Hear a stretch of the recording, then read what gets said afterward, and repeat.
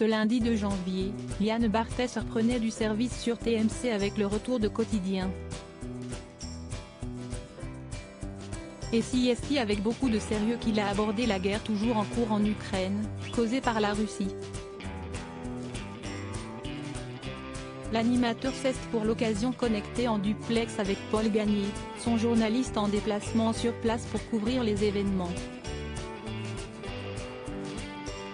Il y est présent depuis le 28 décembre dernier avec la cadreuse Héloïse Grégoire et l'ingénieur son Théo Palfrey livrera des rapports tous les jours de cette semaine.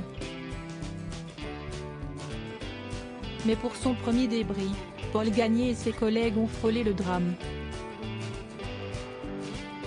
En effet, les trois reporters ont été surpris par une vive explosion qui s'est déclenchée à une dizaine de mètres d'eux à Kramatorsk, dans le Donbass, alors qu'ils se préparaient à entrer en contact avec Yann Barthès. Une fois à l'abri, Paul Gagné a pu témoigner, on était en place pour le duplex, on avait allumé la caméra, la binette, on était prêt pour le début de l'émission et il y a eu une très forte explosion derrière nous.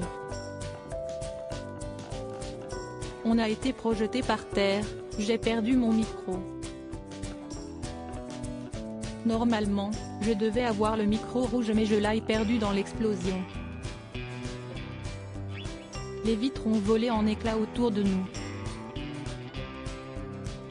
On a été projeté au sol mais on va bien, a-t-il rassuré depuis une église un peu plus loin, dans un autre quartier.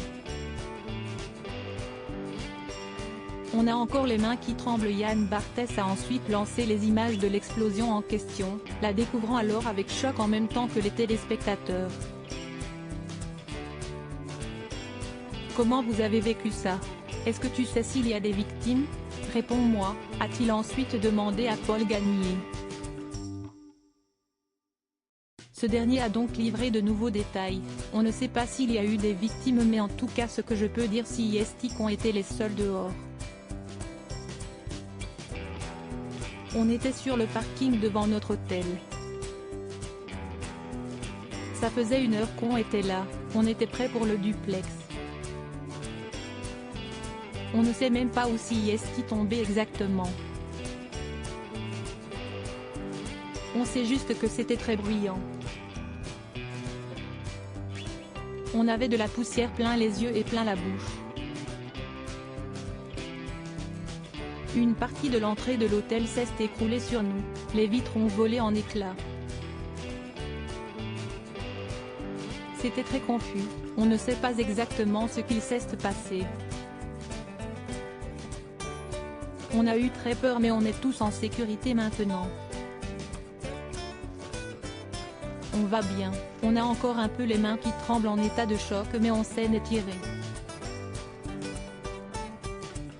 Les trois journalistes avaient désormais pour consigne d'attendre autant que nécessaire dans les locaux d'une congrégation religieuse.